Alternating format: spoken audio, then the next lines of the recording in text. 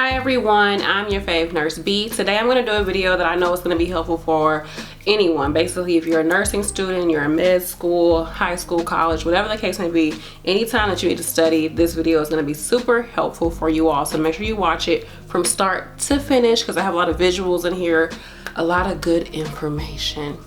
First thing I want you all to know is like, what is the actual purpose of flashcards? So basically it's a way to take your like a big old sheet of notes and then just turn it into something that's like easier for you to look at and just go through super fast and to use that to study. Flashcards are good for all type of learners because if you're good with kinetics or tactile learning, then it'll help you because you're going to be writing. If you're a visual learner, you can use different colors, you can do different images, and then an auditory learner is really good, especially if you have someone read them off to you. So like read the questions off and then you go back and forth with them as far as giving them the answers. It's really good for auditory learners. Also, it's good for auditory learners because usually auditory learners need, I said auditory like 8 times. Anyways, they usually need some type of, to be able to read something, to be able to get. I was like the queen of flashcards in nursing school. There's a ton of different sizes and colors. So first you have your standard flashcards. Now you can get them either plain or plain on one side and lined on the other side. I happen to like the planed flashcards, and then sometimes you want the line, but I really like plain flashcards.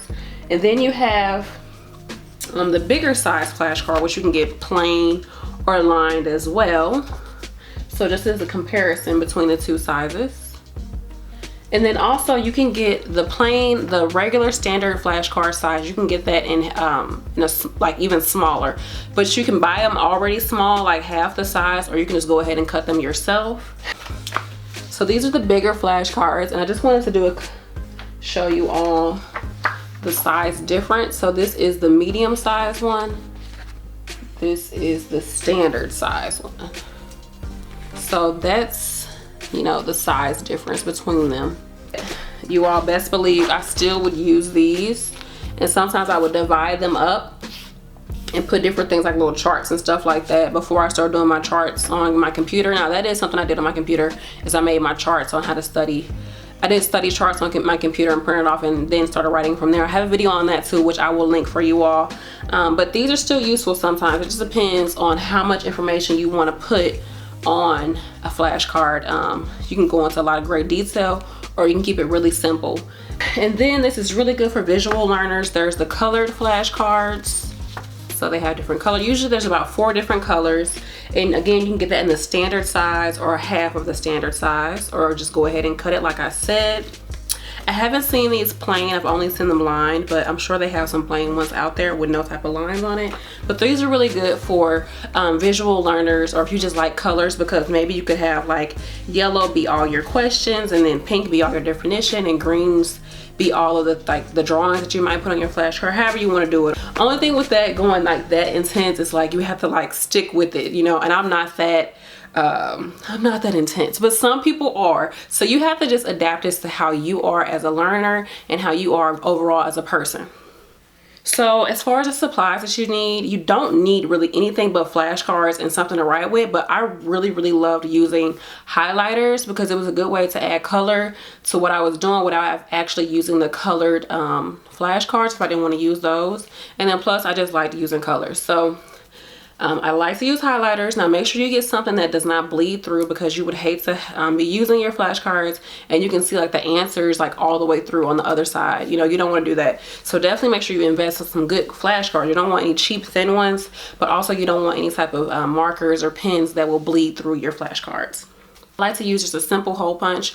I got mine from the dollar store, and it already comes with the back on it, so it catches the hole punches. In case I make mistakes, of course, I use whiteout. I love the Staples whiteout. This stuff works so good. It doesn't get all tangled and nasty and stuff. So I love the Staples whiteout. My favorite. This is a game changer, y'all. Getting these binder rings. These are such a game changer. Getting these, they come in all different sizes, like an assorted like size. I get mine from Target. I usually see the colored ones, the regular silver ones, or you can get, I've seen black and white as well. So these are really good. And when you see them, go ahead and grab them, because for some reason like these go quick. I don't know why, but yeah, get these. Are like $2 for a container, and it comes with 8 rings, all different sizes. How to store your flashcards. So one way I'd like to do is, like I said, do hole punches through your flashcards. Make sure that you don't do it too close to the edge, because you're going to mess around and not be able to keep the ring in it. It's going to fall off. So I just like to hole punch the corner, and you can keep it all together. You can do it by the chapters, by maybe the disease. You want to keep everything by the diseases. You want to have all your definitions in one spot, all your medications in one little ring. However you decide to do it, however you want to organize it, that's great. Super, super easy way to take your flashcards to your clinical sites with you. If you'd like to have downtime at clinicals, this is a great way to study. You can just hand it to, you know, some of your clinical partners and you all go back and forth with it. It's a good way to learn. It's also really, really good for study groups to use flashcards. Another thing you can use is just a simple binder clip. I get mine either from the dollar store. Really, I get mine from the dollar store. They have really cute different like colors and designs on them. So that's a good way to keep everything together. And like I said, you can divide them up the way you want to that way. Or you can just use a simple paper clip. I just don't like paper clips. I just don't. But you could use one of those. You can use a Band-Aid. You can just use a rubber band. Sometimes I put my my flashcards in Ziploc bags. Now this is like a lot of flashcards I have from nursing school, like plain ones that have nothing written on them. I'll throw them in here. Well, some of them don't have anything written on them, but I'll put them in here and just for storage. But you can get like the sandwich bag, Ziploc bags, and put your what do you call it? Put your flashcards in there. That's a really good way to keep them like protected in your bag in case you spill something or it rains or whatever. Just keeps everything protected and clean. I think that's a great idea. But they're like file accordions. I got it from the Target dollar spot, and I'm sure they have them like all the time, especially like back to school times. Or you can get them from the dollar store, and you can label, like you can have different things. Like I have med surge, fundamentals, and pharmacology, something like that. And you can change the label. You can either take it out, or you can just use your whiteout and just white it out and write something new every time. This is an old container, but it's the perfect way to divide up your flashcards. And this is super easy. You can put this in your scrub top. Like you really can take this to clinicals and it'll be perfect. Also, this is a bigger one. I always see this at the dollar store. This is usually people, like they put their bills and stuff in here, but you can use this too for flashcards, depending on the size that you have, and it's colorful. And you can put other notes in here too that you might fold up and put in here. You can get all this stuff from the dollar store. I think I'm gonna do like a back to school supply like dollar store to show you all like all the good stuff they have there. But anyways, that's the ways that you can store your flashcards. I think it's really important to store them properly, just because you put all the time into making them and you would hate for them to get all wet and nasty and all that good stuff. So definitely make sure you take the time to store them properly and to keep them all together however you want to sort them so that you can be organized. Another tip I have for you all when it comes to flashcards is do them while you're in class. Now this is like, to me, I feel like classroom time is not necessarily idle time, but it's like you're just sitting there listening to somebody talk. And unless it's like a different type of classroom where it's more interactive, but for the most part, it's like lecture. So why not just sit there and work on your flashcards? Like you can be listening to what the professor is saying, but you can still get your stuff done. So it'd be an easy way to just do all your definitions, boom, boom, boom, boom, boom, and keep it moving. That's like an hour, 3 hours of time that you can use to make your study material. So when you get home, you can just study it. It's like it's perfect. So use that time in class to do it. That's what I did all the time. Otherwise, it can be time consuming doing flashcards.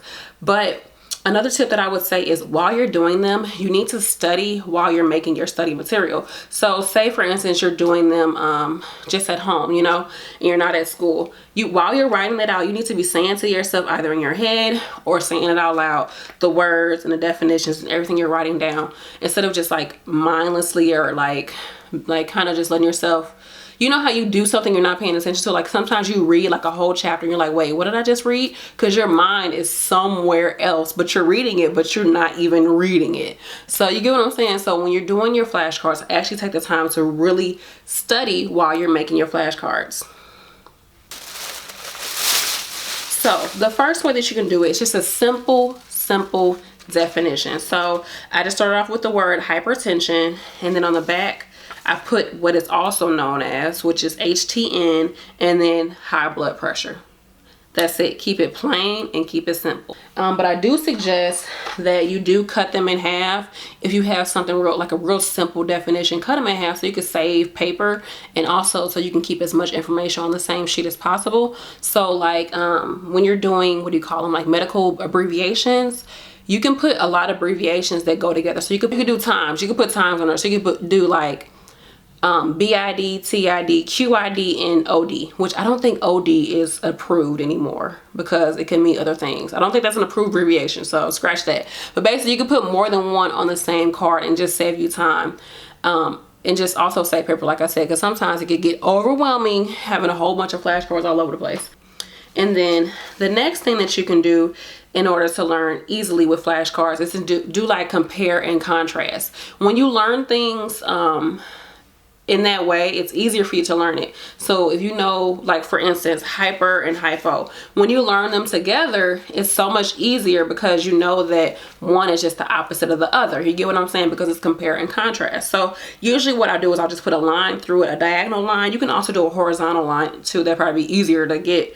But I just do a diagonal line. I put hyper at the top and then hypo, and then on the back I put high and low. And for me, I like to have something kind of like visual there, just in case, I don't know, having some type of visual reference helps me to really remember things even more. So that's why I put the arrow going up and then the arrow going down. Super easy. And then what you can do is you can actually take your flashcards and make them into questions. Like I said, this is really good for when you're studying in a study group, or if you're at clinicals, or if you want someone to test you on your flashcards or your study material. So you put a question like, what is hypertension? And then after I wrote the question, I was like, okay, I mean, like, what are the ranges for hypertension? So I just went through my book. This is an older book from when I was in school about, what, 3 years ago. So things may have changed by now. I think they have. I think it actually lowered. Just put literally what the book said, and I wrote everything in there from the book. I put the stage 1 ranges for systolic and diastolic, and the same for stage 2. This is a great way to use your course book to make study material, which I might do a video talking about that, how you can, I think I do. I already have a video talking about how you can use your book to make study material. I do. I have it somewhere. I'll link it below or put it up somewhere for you all. But basically, if there's like little tables, you can use that and put that into flashcards. You don't have to put everything verbatim, but just pick out what you know your instructor wants you to know, or what you feel like is important for you to know. So that's that. And then also when it's in a question form, and if you have like a study guide, I highly, highly, highly recommend that you take that study guide and turn those questions into flashcards. It's so like, I feel like it's really, really easy to do. And also it's really helpful because you know that's what your teacher is saying is on the test. Who knows? You know, these teachers, sometimes they tell you all that stuff on the test and it don't be nothing on the test that's on there. But anyways, you can use that as a way to study. And then also, if you don't get a study guide, just use your objectives that you find at the beginning of the chapters. You see like course objectives or chapter objectives, like by the end of this chapter, you should know this. Use those questions or those like objectives as a way to make questions. So that's that. And then lastly, this is so important for my visual learners, and it actually does not take that much time whatsoever.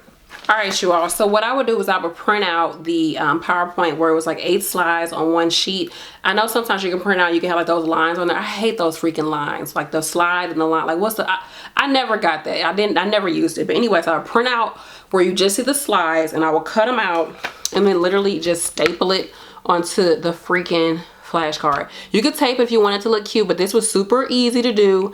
And yes, I did this while I was in class. I remember one teacher, he was like, is this arts and crafts? I said, no, I'm just trying to get, what did I say? I said something real smart, y'all. And he was like, okay. I said, no, I'm just doing the best I can to make sure I can study for your course. But the thing is, I would do study material while in class, but I would still be like, so on this page it says this, what does that mean, or something like that. I would still like chime in and ask questions or answer questions because I still want to let the teacher know that I'm engaged in what they're doing.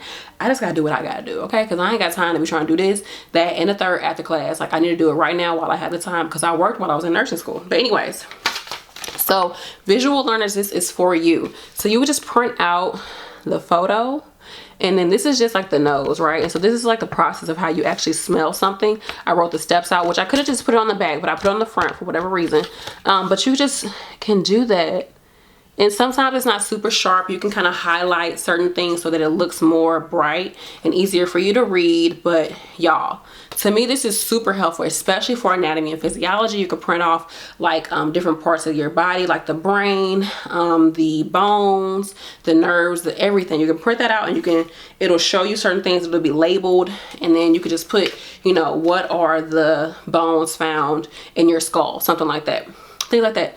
It's, y'all, this is a game changer when it comes to doing your flashcards. And I did like to use color for these because, you know, it's just plain black and white when you print it, unless you print it in color. I didn't because I wanted it to be free in school, so I just printed it black and white. But y'all, I really love this idea, and it was super easy for me to do. I didn't do it as much as I should have. Like towards the end I started doing, I was like, man, I should have been did this. So I know that some people know about like doing flashcards online. Now me particularly, I don't like to do my notes online or like type them out, because I like to actually write stuff out. That really helps me to learn, is to actually write things out. I know a good app or website to do your flashcards online. Please share it down below. I think it'd be helpful for some people who are just like techie type people. Some people are, and that's a great way to have your flashcards with you all the time. It just doesn't work for me, or at least I haven't tried it. I'm sure it'll work if I tried it. I just haven't done it. Those are my tips for you all. So basically the best way to make flashcards is to 1, use them as definitions. 2, to do compare and contrast when it comes to flashcards. 3 is to turn questions into flashcards. So just have a question on the front and the answer on the back. You can go into as much detail as you like. And then 4th would be to use it as a visual aid. So print out your PowerPoints from a class, or print out some type of, you can do photocopies of the book if there's something in there that you like that's visual. But those are my tips for anyone who wants to use flashcards as a way to study. I highly recommend it. Like I said, it can be time consuming, but it can be very, very useful for you. And it's really good for you to go back and look at some things that you want to be refreshed on. It can really be good for you go back to study for NCLEX. And hey, if you're good enough, you might be able to sell some of your flashcards. Okay. I never did it, but hey, maybe you can. I will have more study videos coming up. I know I've said that before, but I'm working on it, y'all. Yeah, got a lot going on, but who doesn't? You feel me? So make sure you like this video. You comment down below if you know any online flashcard sites or apps, and then also let me know, do you like to use flashcards? Are they helpful for you? What are some tips that you have for using flashcards? Because I actually love using them. I don't know why I didn't do it with my prereqs. I did it with some of my prereqs, but I love using them in nursing school. So I hope this was helpful. Let me know if you have any more video requests, and thank you all for watching. Peace.